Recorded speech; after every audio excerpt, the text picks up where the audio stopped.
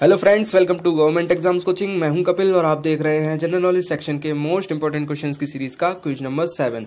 दोस्तों, शुरू करने से पहले मैं आपको बता दूं कि अगर आपने हमारा YouTube channel government exams coaching अभी तक सब्सक्राइब नहीं किया है तो प्लीज चैनल को सब्सक्राइब कर लीजिए, क्योंकि हम ऐसे ही एग्जाम से रिलेटेड वीडियोज आपके लिए लाते रहते हैं। तो चलिए दोस्तों, शुरू करते हैं अपनी क्विज नंबर 7।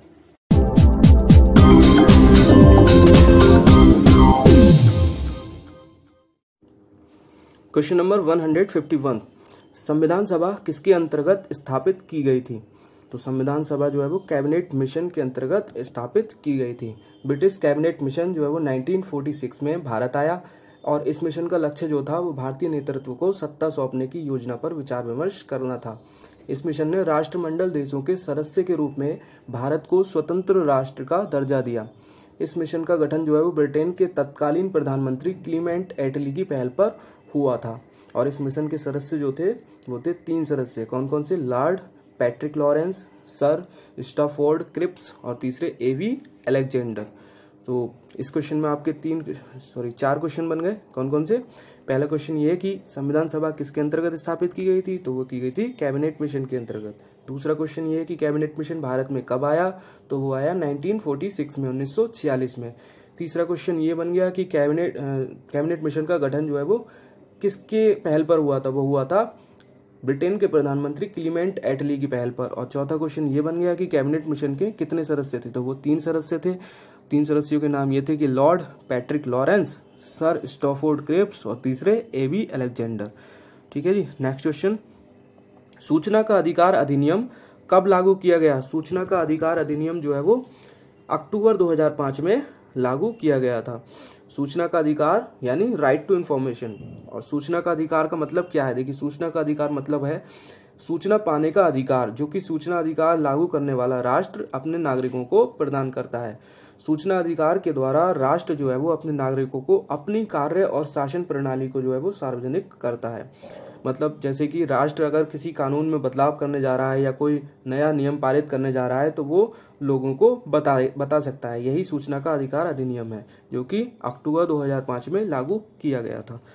नेक्स्ट क्वेश्चन, पृथ्वी एवं सूर्य के मध्य अधिकतम दूरी को स्थिति को किस नाम से जानते हैं? पृथ्वी एवं सूर्य के मध्य अधिकतम दूरी की स्थिति को किस नाम से जानते हैं? तो उस नाम से जानते हैं अपसौर। उसे अपसौर के नाम से जानते हैं।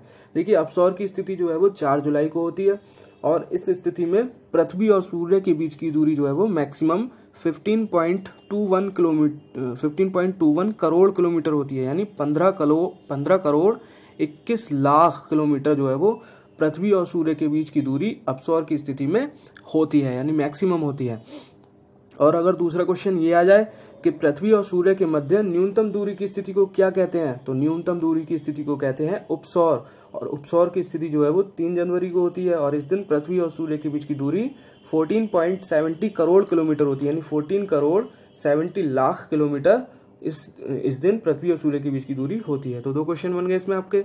पृथ्वी और सूर्य के मध्य अधिकतम दूरी की स्थिति को अपसौर कहते हैं और पृथ्वी एवं सूर्य के मध्य न्यूनतम दूरी की स्थिति को उपसौर कहते हैं। अपसौर की स्थिति जो है वो 4 जुलाई को होती है और उपसौर की स्थिति कब होती है? 3 जनवरी को। अपसौर में जो मैक्सिमम दूरी होती है वो होती है 15.21 करोड़ किलोमीटर और उपसौर में मिनिमम दूरी जो होती है वो होती है 14.70 करोड़ किलोमीटर। ठीक है जी। नेक्स्ट क्वेश्चन, भारत में परमाणु शक्ति का केंद्र कौन सा है? भारत में परमाणु शक्ति का केंद्र है कलपक्कम। देखिए, भारत में परमाणु शक्ति के केंद्र जो है वो गुजरात, कर्नाटक, महाराष्ट्र, राजस्थान, तमिलनाडु और उत्तर प्रदेश में है। और जो कलपक्कम है ये तमिलनाडु राज्य में स्थित है।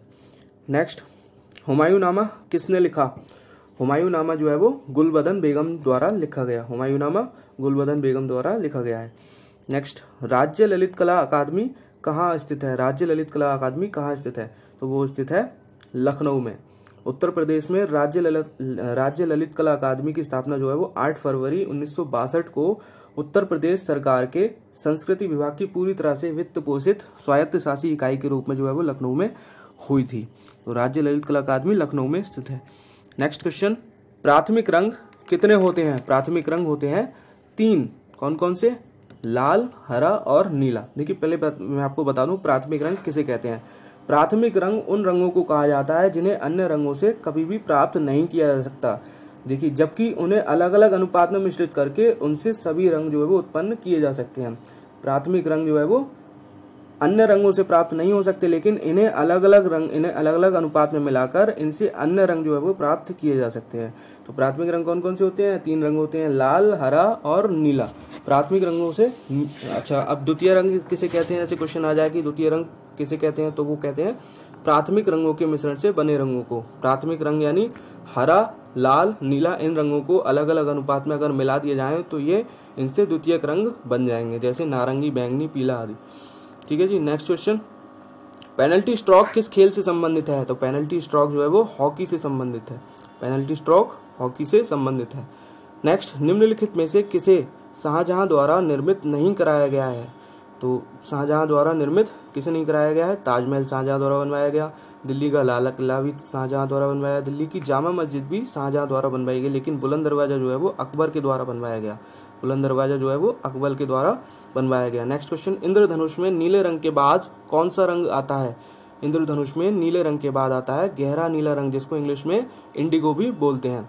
ठीक है जी। नेक्स्ट क्वेश्चन, संविधान में मूल कर्तव्यों को किस समिति की अनुशंसा पर शामिल किया गया? संविधान में मूल कर्तव्यों को किस समिति की अनुशंसा पर शामिल किया गया? तो वो किया गया स्वर्ण सिंह समिति की अनुशंसा पर। सरदार स्वर्ण सिंह समिति ने 1976 में अपने 42वें संविधान संशोधन द्वारा 10 मूल कर्तव्यों को संविधान में जो है वो शामिल करवाया। देखिए, क्वेश्चन अगर ये आ जाए कि संविधान में मूल कर्तव्यों को किस संविधान संशोधन के द्वारा शामिल किया गया, तो वो किया गया था 1976 में 42वें संविधान संशोधन के द्वारा। ठीक है। नेक्स्ट क्वेश्चन, वित्त आयोग के गठन का प्रावधान भारतीय संविधान के किस अनुच्छेद में है? वित्त आयोग के गठन का प्रावधान जो है वो भारतीय संविधान के अनुच्छेद 280 में है। ठीक है। केंद्रीय वित्त आयोग के गठन का प्रावधान जो है भारतीय संविधान के अनुच्छेद 280 में है, जिसके अनुसार देश का राष्ट्रपति प्रत्येक 5 वर्ष के बाद और यदि आवश्यकता पड़े तो उससे पहले भी केंद्रीय वित्त आयोग का जो है वो गठन कर सकता है। वित्त आयोग का गठन जो है वो अनुच्छेद 280 के अंतर्गत आता है। नेक्स्ट, वायु की गति किस यंत्र से मापी जाती है? तो वायु की गति जो है वो एनीमोमीटर से नापी जाती है। वायु की गति जो है वो एनीमोमीटर से नापी जाती है। नेक्स्ट, हर्मिट ऑफ शिमला किसे कहा जाता है? हर्मिट ऑफ शिमला कहा जाता है ए.ओ. ह्यूम को। ए.ओ. ह्यूम को हर्मिट ऑफ शिमला के नाम से जाना जाता है। नेक्स्ट क्वेश्चन, भारत के किस राज्य को मसालों का बागान कहा जाता है? मसालों का बागान किस राज्य को कहा जाता है? तो वो कहा जाता है केरल को। केरल को जो है वो भारत के राज्य के मसालों के बागान के रूप में जाना जाता है। केरल को मसालों का बागान कहा जाता है। नेक्स्ट क्वेश्चन, किस वेद की रचना जो है वो गद्य और पद्य दोनों में की गई है? गद्य और पद्य दोनों में किस वेद की रचना की गई है? तो वो की गई है यजुर्वेद में। यजुर्वेद में गद्य और पद्य दोनों में इसकी रचना की गई है।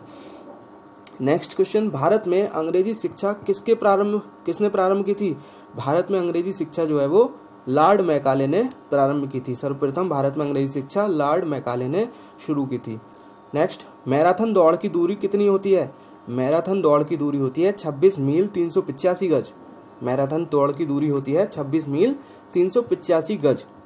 ठीक है। नेक्स्ट क्वेश्चन, कुचिपुड़ी किस राज्य का नृत्य है? कुचिपुड़ी किस राज्य का नृत्य है? तो वो है आंध्र प्रदेश राज्य का। आंध्र प्रदेश राज्य का नृत्य है कुचिपुड़ी। नेक्स्ट, किस भारतीय खिलाड़ी को हॉकी का जादूगर कहा जाता है? किस भारतीय खिलाड़ी को हॉकी का जादूगर कहा जाता है? तो वो कहा जाता है ध्यानचंद को। ध्यानचंद को हॉकी का जादूगर जो है वो कहा जाता है। वंदे मातरम किस पुस्तक से लिया गया है? वंदे मातरम जो लिया गया है वो लिया गया है आनंद मठ से। वंदे मातरम किस पुस्तक से लिया गया है? आनंद मठ से। Most important question, Vande Mataram आनंद मठ जो है वो पुस्तक से लिया गया है। नेक्स्ट, आजाद हिंद फौज का गठन कब हुआ था? आजाद हिंद फौज का गठन जो हुआ था वो हुआ था 1942 में। 1942 में आजाद हिंद फौज का जो है वो गठन हुआ था। देखिए, ज्यादातर लोगों को ये पता है कि आजाद हिंद फौज की स्थापना जो है वो सुभाष चंद्र बोस ने की थी, लेकिन ये गलत है। कैप्टन मोहन सिंह, रासबिहारी बोस और निरंजन सिंह गिल के सहयोग से इंडियन नेशनल आर्मी या फिर आजाद हिंद फौज का गठन जो है वो हुआ था। आजाद हिंद फौज का गठन सुभाष चंद्र बोस ने नहीं किया था, ये किया था कैप्टन मोहन सिंह, रासबिहारी बोस और निरंजन सिंह गिल के सहयोग से इस आजाद हिंद फौज का जो है वो गठन हुआ था। कब हुआ था? 1942 में। नेक्स्ट, बिरजू महाराज किस से संबंधित है? बिरजू महाराज है कथक से संबंधित। बिरजू महाराज जो है वो प्रसिद्ध कथक नर्तक और शास्त्रीय गायक हैं। नेक्स्ट, भारत की सर्वोच्च पर्वत चोटी कौन सी है? भारत की सर्वोच्च पर्वत चोटी है गॉडविन ऑस्टिन। गॉडविन ऑस्टिन को जो है भारत की सर्वोच्च पर्वत चोटी के रूप में जाना जाता है। नेक्स्ट, अंतर्राष्ट्रीय महिला दिवस कब मनाया जाता है? अंतर्राष्ट्रीय महिला दिवस जो है वो 8 मार्च को मनाया जाता है। 8 मार्च को अंतर्राष्ट्रीय महिला दिवस के रूप में मनाया जाता है। तो दोस्तों, ये था जनरल नॉलेज सेक्शन के मोस्ट इंपॉर्टेंट क्वेश्चंस की सीरीज का क्विज नंबर 7। आगे भी इसी तरह की वीडियोस को देखने के लिए आप हमारे YouTube channel government exams coaching को सब्सक्राइब कर सकते हैं। और अगर वीडियो पसंद आई हो तो प्लीज वीडियो को लाइक और शेयर करना मत भूलिए। मिलते हैं आपसे नेक्स्ट वीडियो में, तब तक के लिए बाय बाय।